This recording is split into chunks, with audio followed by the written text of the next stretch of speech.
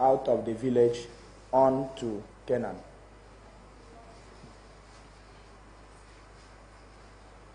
Abasubong's face beamed with continuous and uncontrollable smile that would burst out now and again into little giggles as he and his father were boarding the ferry M.V. Oron that was bound for Calabar. It was perfectly understandable for the 11-year-old boy from a little-known rural village was entering a big steamer boat for the very first time. He was amazed to see that the steamer boat could carry so many people and so many things of different sizes. It could carry even several cars and big lorries, along with many other things as well as people. It was also the first time ever that Abasubong was traveling out of Ekit and going to the famous capital city of the province. But there was another reason why Abasubong's face was beaming with uncontrollable smile. It was because the 11-year-old boy was about to realize his long-cherished dream come true. He was at last going to a secondary school. And it was not just any secondary school. This was Hope Waddell Training Institution, Calabar, an outstanding Scottish missionary secondary school that had produced prominent men in renowned professions and men in positions of leadership in different parts of the country. He, Abasubong Benjamin Tommy Akpanum, was going to be at Hope Waddell Training Institute, Calabar. As the MV Oron steamed elegantly along the Cross River, passing several mangrove islands, and took its final turn into the Calabar River, it hooted 2 long blasts, signaling that Canaan, the capital city, was within sight. Why Calabar acquired the name of Canaan is not very clear, but it was often associated with the biblical description of the land flowing with milk and honey, which the children of Israel were to possess. Abasubong looked out of one of the many windows of the steaming vessel, as many other passengers did when it hooted. The weather was perfect, the sun was shining, and the gentle sea breeze cooled down the heat of the sun.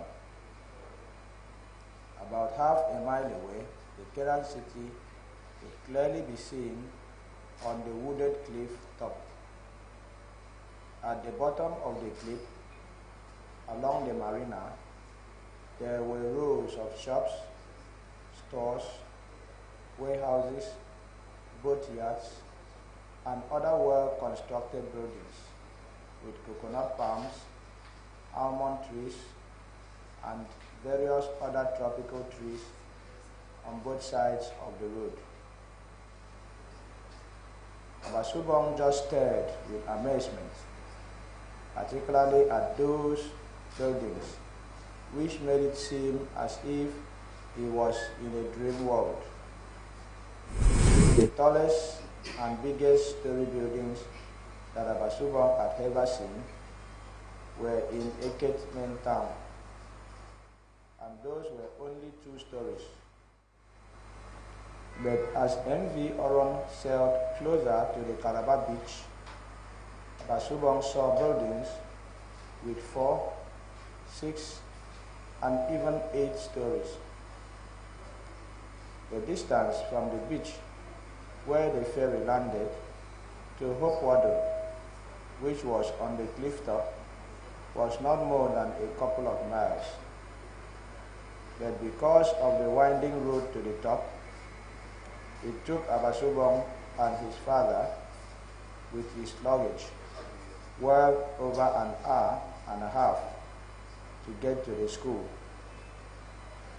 Fees had to be paid in full for the year at the principal's office before any new student was accepted, enrolled, and assigned to a dormitory. But Abasubong's father, Mr. Benjamin Tommy Apana, could only afford a term's fee. He pleaded with Mr. Bassi, the school secretary, and Bossa because of his family circumstances, and promised to pay the rest of the year's fees at the beginning of the second term. Mr. Bassi had to consult the principal first before agreeing, with a strong warning that if the full fees were not paid at the time stipulated, Basubong's secondary schooling would be terminated at Hope Water. The 11-year-old sat silently, listening to the school secretary and his father as they talked. At least, he said to himself, he would be at last in a secondary boarding school, even if it was only for a term. Basubong was enrolled and assigned to MacGregor House in Dormitory 4, and he said goodbye to his father. He was now all set to start a new life that until then he had only been dreaming of. His father had offered to help him fix his bed and to sort out various bits and pieces from his luggage. But Abasubong insisted on handling things himself. What mattered to him most was his studies and getting used to the environment, to the new and totally different environment. He had his timetable with everything listed, and he knew there would be people to explain whatever he couldn't fully understand. By the middle of the first half of that first term, Basubong had settled down and had started to show a lively interest and good promise in both the academic studies and the social life of the school. He decided to keep his personal story of how he got to be at the school, as well as his family circumstances, to himself. But somehow, some aspects of his family situation became known to his form teacher, who told the school principal about Abasubong, and they wondered if the boy's father would ever be able to pay the whole year's fee. They wondered, with his family circumstances being so precarious, if it would not be much better and kinder to the boy not to encourage him and raise his hopes before he got settled in the school. The urbane Scottish Presbyterian missionary, who was the principal, asked to see Abasubong in his office one Thursday at 10:30 a.m. during the morning break period. He had made it a regular practice to see the new boys who had some difficulties with settling down other problems regarding their studies or issues affecting their fees just before and just after the first half term. The Reverend Samuel Thomas B.T. was a very thoughtful and perceptive man of rather few words. He was fondly known by the students and some of the teachers as STB. When Abasobong was told that the principal wanted to see him in his office, he was apprehensive and fearful of what the principal was going to tell him and what he might do.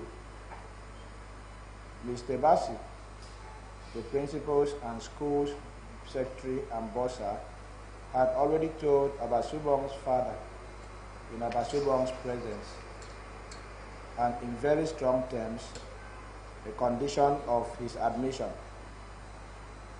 It was clearly spelled out that the remainder of the full year's fees would have to be paid in the second term. Otherwise, he could not continue in the school. There were names of many boys on the waiting list. Mr. Bassi had pointed out whose parents were ready to pay two or more years fees for their son's admission. Abasobong feared the worst, that the principal was going to question him about that.